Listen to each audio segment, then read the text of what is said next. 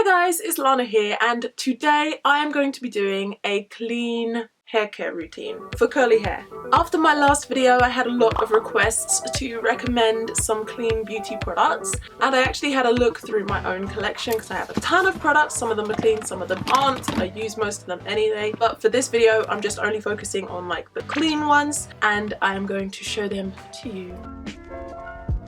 So what is clean beauty? What does it mean? What does it mean for us? What does it mean for the planet? Clean beauty honestly means a lot of different things to a lot of different people. Goop.com defines clean beauty as non-toxic products that are made without harmful ingredients such as parabens, phthalates, PEGs, chemical sunscreens, synthetic fragrances, BHT, BHA, and carcinogens and endocrine disruptors. So carcinogens are those things that are known to cause cancer, including parabens, and endocrine disruptors are what disrupt our hormones. All of the big voices in clean beauty will agree that fragrance is not an ingredient, and the reason for that is fragrance is known among regulators as a trade secret. That means that companies don't need to disclose what is in their fragrances, and that can be anything, and it doesn't even need to just relate to the scent, but also the colour and experimental elements like how the fragrance sticks to your skin. That means any number of harmful ingredients can be passing through under the guise of fragrance, perfume, parfum, or flavour. Some will say that clean beauty ends at the ingredients list, but there are some, like at the Good Face Project, who say that clean beauty also needs to be ethically sourced and made with the health of our bodies and the environment in mind. Others say that that's leaning towards green beauty, which is not necessarily the same as clean beauty, and green beauty means that the products need to be plant-derived, vegan, cruelty-free, and eco-friendly, and sustainably sourced. If you guys did watch my last video, then you might already be aware of the Think Dirty app. I downloaded it to my phone and I had a look through all of my products to see if any of them passed the Think Dirty app test. I have a small collection of them that did, so they'll be the ones that I'm using today. However, I did notice on the app some things were scoring a bad grade, even if they had, say, 20 ingredients that were really good, that scored really low, which meant that they're really clean. And if they just had one ingredient that was like bad, it meant that they scored terribly, and I wasn't even looking at them because it would come up with like an 8. And a lot of them actually scored much better, in my opinion, if you just kind of disregarded that, but it's completely up to you what you want to take on board and what you don't want to take on board. I also noticed down at the bottom of the app, it basically warns you to take the rankings with a grain of salt because they haven't been manually vetted, they haven't been like manually reviewed. They're basically just going off the ingredients, and the ingredients themselves have had like manual review or something like that. So basically take whatever the app says with a grain of salt. Don't just look at the number and think that's bad. Make sure that you actually click on it, have a look at the ingredients, and decide for yourself whether that's something that you want to continue using or not. With all that being said, the products that I'm going to be using today all scored really good scores on the Think Dirty app. So let's go ahead and use them. The first thing that I'm using is Shea Moisture. Pretty much everything from Shea Moisture came up clean on the app, which is so good. I was so thankful for that because so many of my faves came up dirty. So I am using today, wait, these are 2 conditioners. No, I need a shampoo. I am not doing the no poo method. I actually feel like it's quite dangerous to your scalp. I rarely ever do a no poo. I'm usually using shampoo. So the Shea Moisture Raw Shea Butter Extra Moisture Retention Shampoo, because my hair is dry and I've been up in the mountains, I've been skiing, so it got even more dry. I hope it's not damaged. I'm going to be using this, which is for damaged transitioning hair. I hope that it's not going to be too strong for my hair. Oh, we're going to use that anyway. So this is no sulfates, no parabens, no phthalates, no paraffin, no mineral oil, no synthetic color. And for my conditioner, I will be using the Shea Moisture Coconut and Hibiscus Curl and Shine Conditioner. I used to use this right at the start of my curly hair journey. I could probably say that this played a big part in getting my hair to be back healthy and growing again. For some reason, I stopped using it, and I literally only just discovered this in my drawer while I was looking for clean products. I didn't even know that I had this still, or that I had like a fresh bottle. I don't know how I didn't know that I had it, and also I don't know why I've only got the conditioner and not the shampoo, which is why I'm using the Raw Shea Butter shampoo. If I had the shampoo of this, then I would use this. So this one is specifically made for thick curly hair to moisturize and curl define. Again, it's sulfate free, paraben free, phthalate free, paraffin free, mineral oil free, and free of synthetic color. It contains coconut oil, silk protein, and neem oil. And does this still smell? This still smells really good, like really good. This one does use fragrance, and their fragrance is an essential oil blend. So that's what I'm going to be using today. So then we have these two products which come from LANA'S. This one is a dry shampoo, so I'm not going to be using this today.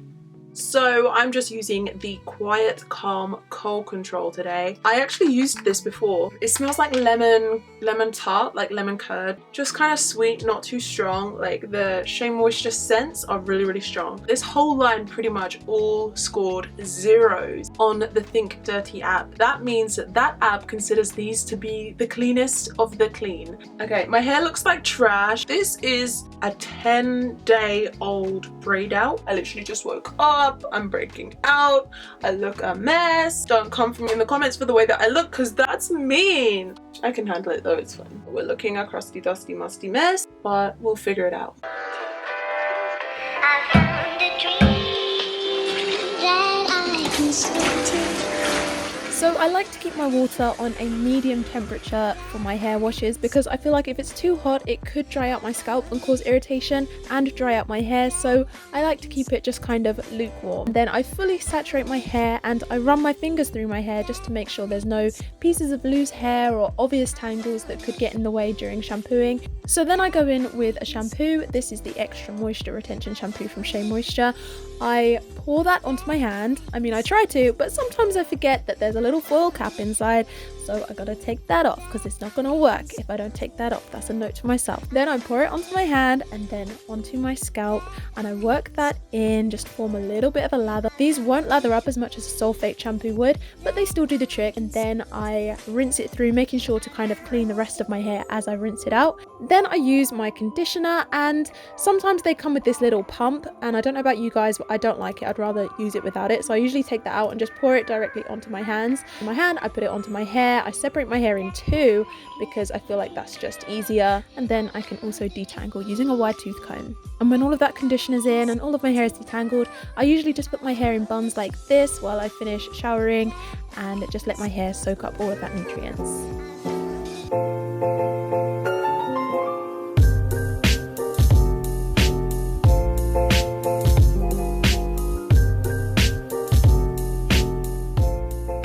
Had my hair up like this for a little while, but now it's time to take it down. I need to apply my styling products, my leave-in conditioners and that kind of thing. Okay, so the first thing that I'm going to use is a leave-in conditioner from Flora & Curl. Now, I tried searching for Flora & Curl on the Think Dirty app, but it didn't show up.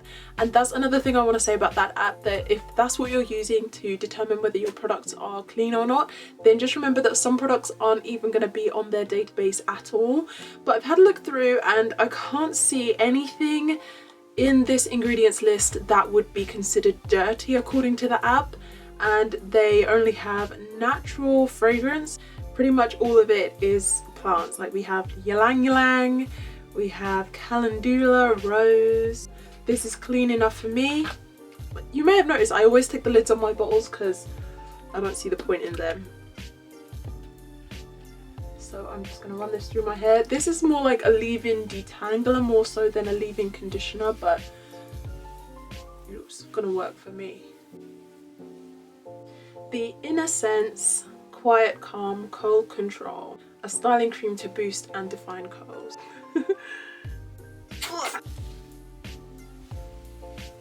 So I'm going to brush that through to make sure that it's evenly applied. I like this brush because you can kind of do like the Denman style thing of just like kind of twisting it like this. Try and get the most out of your curls.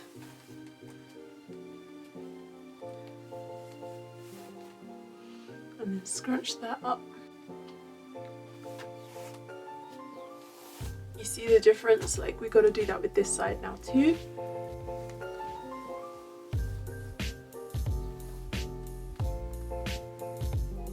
Really gonna get the most out of the curls today. I'm just gonna take my little microfiber towel hair turban And I'm just gonna scrunch some of the I'm gonna scrunch some of the excess moisture out.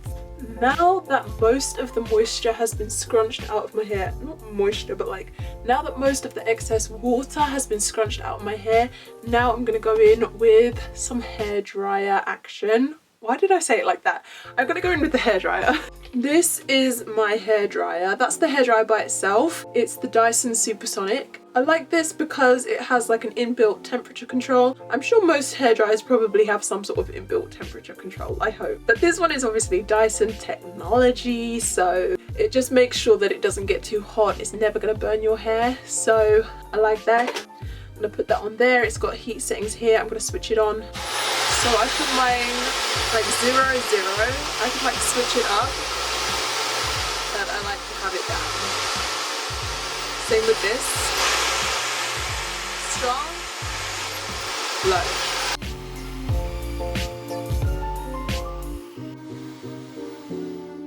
우리 집에 왜 왔니 왜 왔니 왜 왔니